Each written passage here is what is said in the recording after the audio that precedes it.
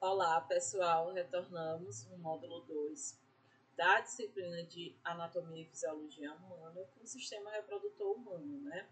O sistema reprodutor humano ele é um sistema de suma importância para que a gente garanta aí a perpetuação das espécies, para que a gente garanta aí o nascimento dos indivíduos, né? Esse sistema, gente, ele possui uma série de órgãos e estruturas que permitem, assim, a realização da reprodução sexuada. Basicamente, nós temos na natureza dois tipos de reprodução: a reprodução assexuada e a reprodução sexuada, tá? A reprodução assexuada, ela não é realizada por nós seres humanos. Por nós seres humanos, a gente só consegue realizar a sexuada, aonde nós iremos ter a reprodução entre indivíduos da mesma espécie e a troca de material genético. Essa troca de material genético, ela garante que nós temos na natureza uma ampla quantidade de pessoas com diferentes características, né? Inclusive características essas que, como nós vimos na primeira aula de anatomia, causam algumas variações anatômicas, tá? Basicamente, durante o processo da reprodução sexuada, nós iremos ter o envolvimento de duas células comumente chamadas de gametas, que é o gameta feminino, conhecido como óvulo, e o gameta masculino, conhecido como espermatozoide. O gameta feminino, como nós iremos ver à frente, ele é produzido dentro dos ovários, principalmente com a mediação de alguns hormônios, como é o caso do LH, do FSH, da progesterona e do estrogênio. O espermatozoide ele vai ser produzido dentro das vesículas que nós iremos ter dentro dos testículos e geralmente vai ser mediado também a sua formação pela participação de hormônios, que é a testosterona e o estrogênio também. Vamos começar pelo aparelho reprodutor masculino. A primeira estrutura é o escroto, tá? Ou bolsa escrotal. Esse escroto ou bolsa escrotal, ele vai ter como principal função armazenar e proteger os testículos, tá? Esses testículos, essa bolsa, ela vai ter essa função de proteger esses testículos, inclusive em relação à temperatura. É por isso que essa bolsa escrotal ela está fora do abdômen, né? Ela está estendida. E justamente porque se ela estivesse dentro do abdômen, de forma interna, a temperatura sempre seria elevada e isso acaba influenciando na produção de espermatozoide. Geralmente, essa bolsa escrotal, ela vai ter um músculo, e esse músculo é quem vai controlar a temperatura dos testículos, né? Assim como também a forma que esses testículos eles irão se manifestar. Quando a temperatura está muito alta, essa bolsa ela tende a distender, né? Ou seja, ela diminui a temperatura interna para que desse modo a gente não tenha influência direta na produção de espermatozoide. Quando a temperatura ela está baixa, geralmente a bolsa ela tende a contrair, né? E se aqui fora a temperatura está baixa, a bolsa contrai para que dentro a gente tenha assim um aumento da temperatura interna, né? E garanta aí a produção de bons espermatozoides. Ou seja, esse controle de temperatura ele está diretamente relacionado à espermatogênese, que é o processo natural de formação de espermatozoides, que vai ter um aumento muito grande, especialmente na época de puberdade. O próximo órgão é os testículos. Os testículos, eles comumente são distribuídos em um par. Nós iremos ter um testículo esquerdo e um testículo direito. Dentro desses testículos, a gente vai ter a produção dos espermatozoides. Iremos também ter a produção do hormônio sexual masculino, que é a testosterona. Esses testículos, eles, como já dito anteriormente, fica guardado na bolsa escrotal, que regula a temperatura interna dentro desse órgão. Os túbulos seminíferos é a região que nós iremos ter dentro do testículo, que vai ser o local exato de formação desses espermatozoides, né?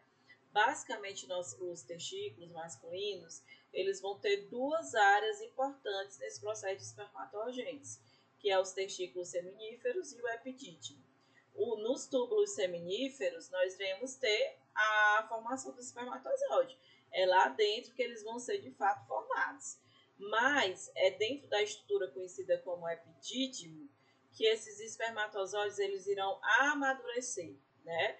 Ou seja, eles são produzidos aqui do túbulo seminífero e do tubo seminífero eles são armazenados aqui no epidídimo para que ocorra o amadurecimento até o processo de liberação deles, tá? Esses espermatozoides eles vão apresentar uma estrutura básica, aonde nós iremos ter a presença de uma cauda. Essa cauda ela é comumente formada por um flagelo, cujos batimentos desse flagelo eles acabam impulsionando o espermatozoide no processo de locomoção. Nós iremos ter uma peça intermediária entre o flagelo e a cabeça. Nessa peça intermediária, nós iremos ter uma grande concentração de mitocôndrias. Essas mitocôndrias, pessoal, elas vão dar energia para a nossa célula, né, para esse espermatozoide. Especialmente porque a mitocôndria ela vai ter o papel de fazer a produção de ATP, que é energia que o nosso corpo ele precisa. Logo mais à frente, nós iremos ter a parte inicial, que é a cabeça. A cabeça ela vai ser dividida em duas partes, né? O pronúcleo e o acrossomo. Esse acrossomo, ele geralmente é formado por enzimas, né? E vai ser formado também por organelas, que geralmente é um complexo de Golgi. E eles vão permitir, com a utilização dessas enzimas e do complexo de Golgi, a perfuração do óvulo, né? Para que desse modo, ao perfurar o pronúcleo, que é onde nós iremos ter o armazenamento de DNA, ele consiga adentrar dentro do óvulo e assim ocorra o processo de fecundação, tá? Logo depois, né, dos testículos, nós iremos ter uma estrutura que é chamada de canal deferente. Nós iremos ter esse canal deferente em pares também, nós iremos ter um canal deferente do lado direito e um canal deferente do lado esquerdo. E esse canal deferente ele vai ter como função comunicar o epidídimo à vesícula seminal, né? Ou seja, ele vai realmente fazer com que ocorra essa comunicação entre essas duas estruturas. Comumente, durante o processo de vasectomia, o homem ele acaba seccionando, ou seja, cortando esse canal deferente. Isso favorece para que os espermatozoides eles não passem pela vesícula seminal. Ou seja, o homem que é vasectomado, ele acaba liberando durante o processo de ejaculação um líquido, mas esse líquido ele não contém espermatozoides, especialmente porque o espermatozoide ele perde a capacidade de chegar até essa vesícula seminal a partir do processo de secção. Nessa vesícula seminal, o espermatozoide, no caso de um homem que não é vasectomado, ele vai receber um primeiro banho de líquido, né? Esse líquido, gente, é o líquido seminal. Ele é um líquido extremamente nutritivo e ele vai ajudar o espermatozoide a ter forças para percorrer por todo o organismo, né? Por todo o sistema reprodutor masculino.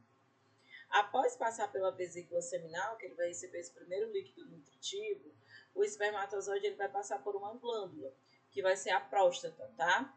Na próstata, nós iremos ter o espermatozoide recebendo novamente uma nova quantidade de líquido, de uma secreção, que vai ajudar ele.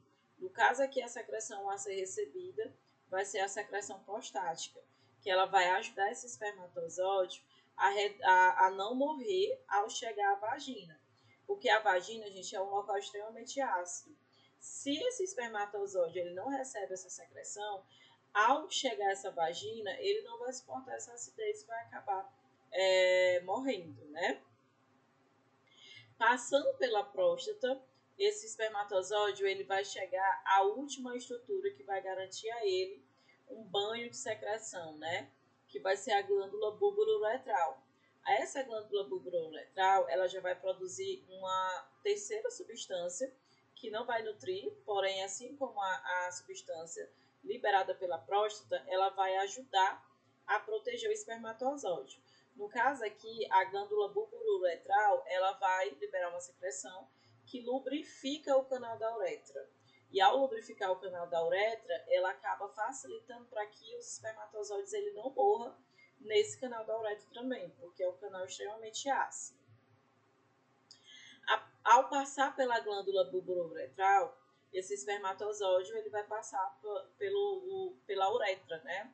Que é uma estrutura na qual nós iremos ter um canal que comunica o sistema excretor, que geralmente é o sistema que vai fazer a micção, que é o pênis, e o sistema reprodutor, né, com o meio externo, que geralmente é o sistema que nós iremos ter aí sendo utilizado para o processo de reprodução, tá?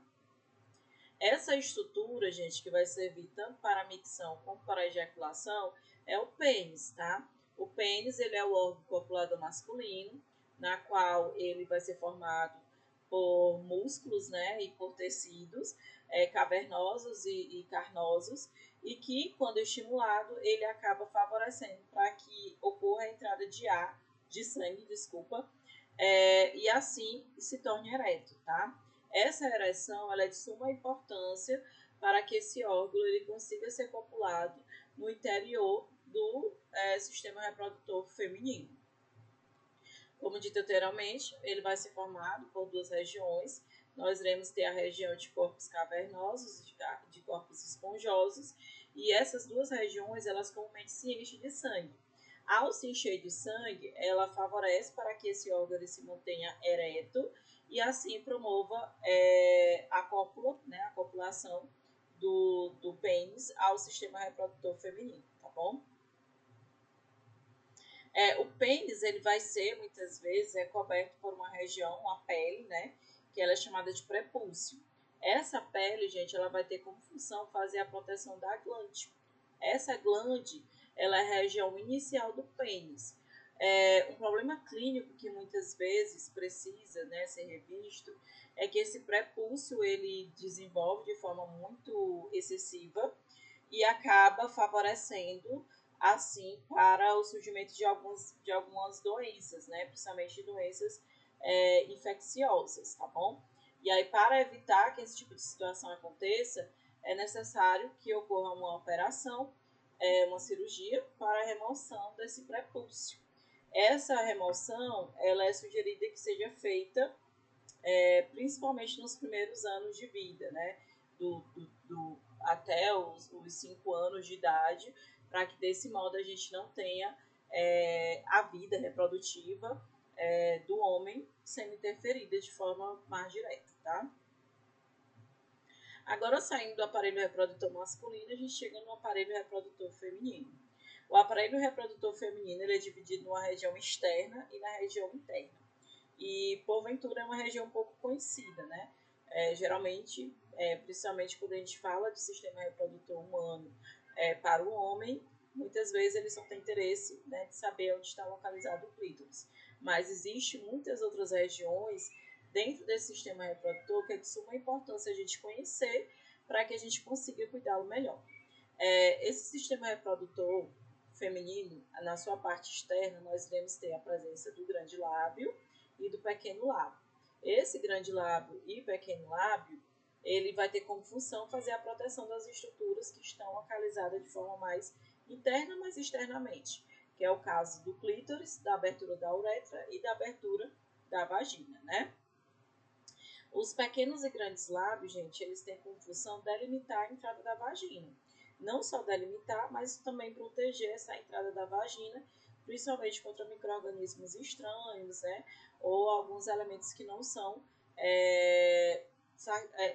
bons para o sistema reprodutivo feminino. A abertura da vagina, por sua vez, ela é a entrada inicial do sistema reprodutor feminino.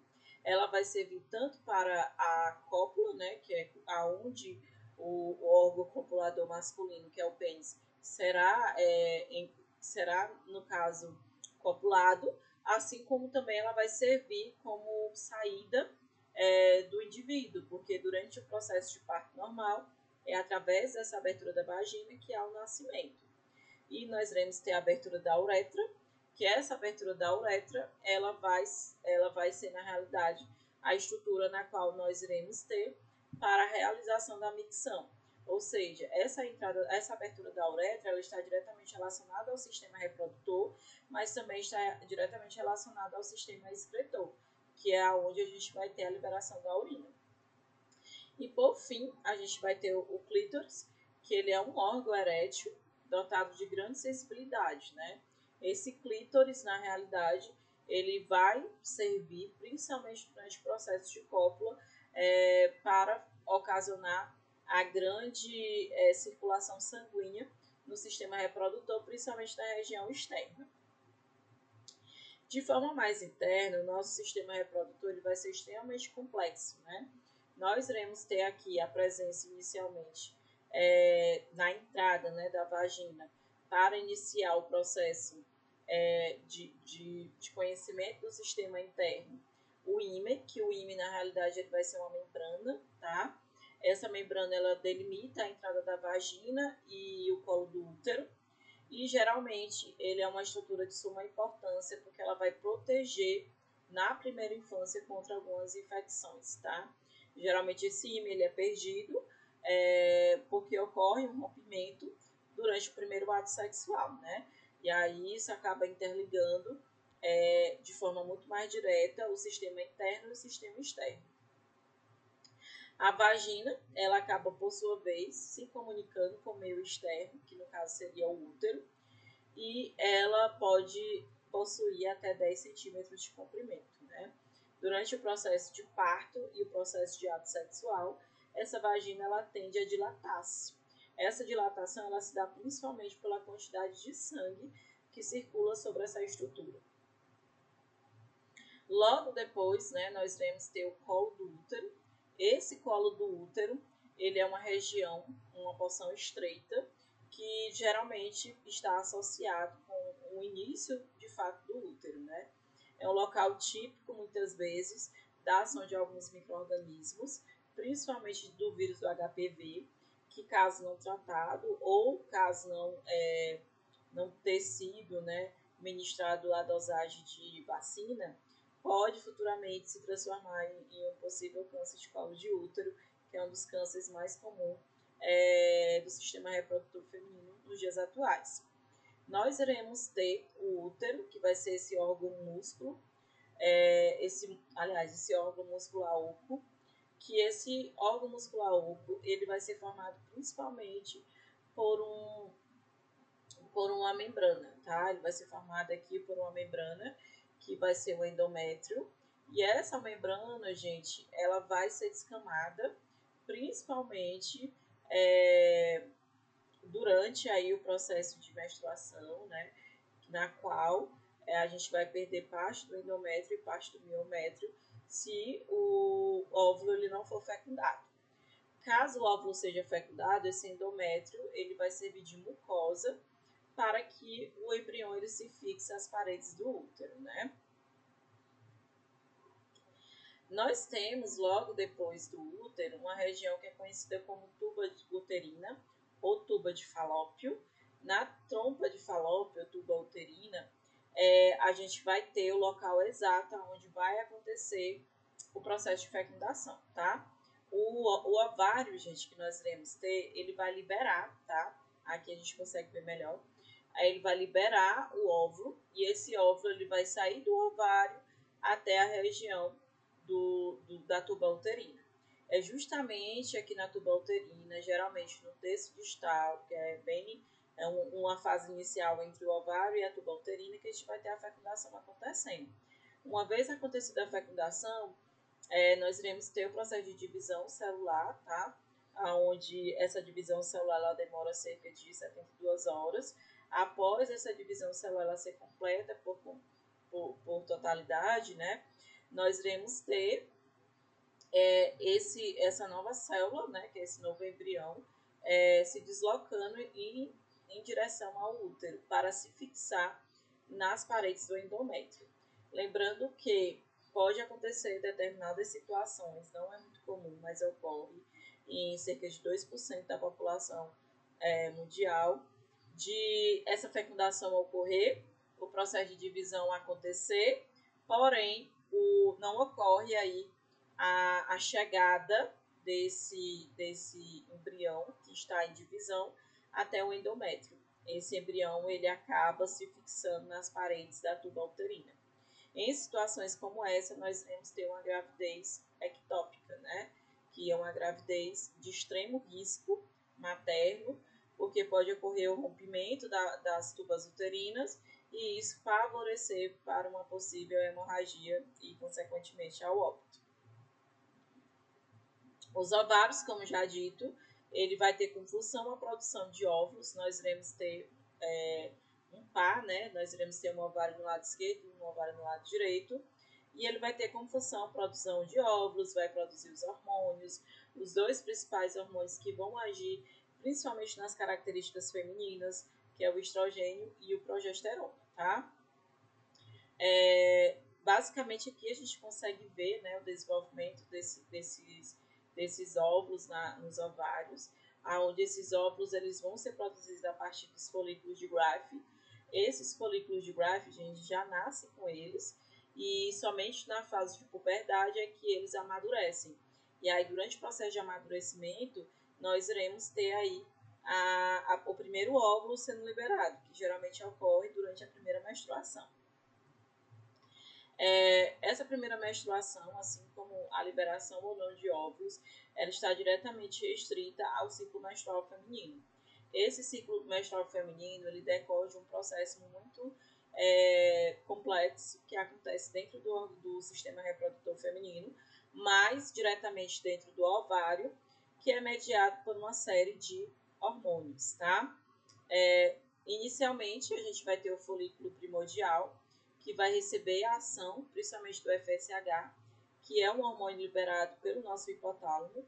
Esse FSH ele vai favorecer para que esse folículo ele cresça e amadureça. Quando esse folículo ele começa a crescer e amadurecer, esse FSH ele vai começar a enviar mensagens diretamente para o nosso ovário. Esse ovário ele vai começar a produção e a liberação de estrogênio, que é um outro hormônio feminino. Esse estrogênio ele vai começar a preparar o corpo da mulher para a liberação desse óvulo, desculpa. Geralmente, esse óvulo ele vai ser liberado no 14º dia do ciclo menstrual, né?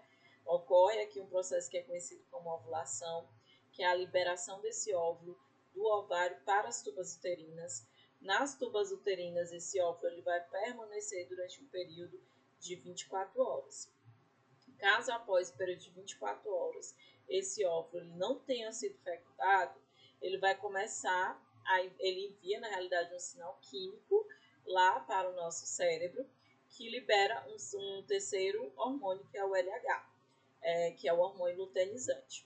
Esse LH ele vai começar a agir sobre esse óvulo que foi liberado e não foi fecundado, para que ele comece a atrofiar, né? Literalmente para que ele comece a morrer. Juntamente com a liberação desse LH, o nosso hipotálamo ele envia uma mensagem direto para o ovário. Olha, o óvulo não foi fecundado, já liberei o LH para começar a atrofia, então libera a progesterona para que essa progesterona, juntamente com o estrogênio, comece a descamação do endométrio, que é as paredes do útero. Juntamente, né, a progesterona com o LH, vai levando a atrofia desse óvulo, né, que vai virar no final o corpo amarelo, que precisa ser liberado do corpo. No fim de tudo, nós temos o 28º dia, que é o fim desse ciclo, o endométrio começar a descamar, que é quando os hormônios eles caem gradativamente e aí a descamação ocorre. E essa descamação é o que nós conhecemos como menstruação. Essa menstruação, assim como o sistema reprodutor humano, ele pode ser mediado por alguns métodos contraceptivos, até mesmo porque pode, porventura, nem sempre o processo da cópula querer surgir uma criança, né, um novo indivíduo. Existem alguns métodos contraceptivos que eles são nenhuma garantia, né, um nível de falha muito grande, como é o caso do coito interrompido e da tabelinha. O coito interrompido ele consiste na retirada do pênis da vagina momento antes da ejaculação. Porém, antes que a ejaculação por completo ocorra, a gente já tem a liberação de uma pequena quantidade de espermatozoides. Além do mais, o coito interrompido ele não previne outras DSTs, né? Além de ser um método falho, ainda pode abrir a porta aí para uma possível IST. Nós temos a tabelinha, que também consiste na suspensão das relações sexuais durante o período fértil, que é aquele período entre o 10º e o 8º dia, décimo dia e o 18º dia do período menstrual, do período ciclo menstrual. Porém, também é um método que tem pouca eficiência, principalmente devido ao fato que os ciclos menstruais, eles acabam, porventura, variando muito de pessoa para pessoa. E isso leva muitas vezes à falha. E também não previne contra uma EST. Nós temos os dois mais usados, que é o preservativo, né, que seria aí a camisinha, tanto feminina como masculina.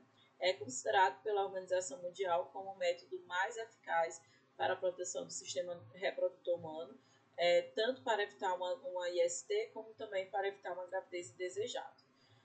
E as pílulas anticoncepcionais, que as pílulas anticoncepcionais, elas podem ser injetáveis ou não, pode ser também na sua forma de droga diária, né, que a gente chama, que é basicamente a união de alguns hormônios, principalmente o estrogênio e o progesterona. Esse aumento, gente, a presença desses hormônios sendo liberadas em pequenos níveis diariamente no corpo feminino, ele acaba favorecendo para que os folículos ovarianos eles não amadureçam. Ou seja, a pílula anticoncepcional ela bloqueia a ovulação. Logo, quem toma a pílula anticoncepcional diariamente, no horário correto, induz o não amadurecimento desses folículos e logo induz a não ovulação. E isso evita aí uma gravidez indesejada. Porém, apesar da sua grande eficácia em relação à gravidez indesejada, é um tipo de método contraceptivo que não garante aí a eficácia, né, para prevenir contra as ISTs, tá? Gente, no mais é isso. Nós iremos para a nossa última aula do módulo, que é a aula sobre o sistema digestório, tá?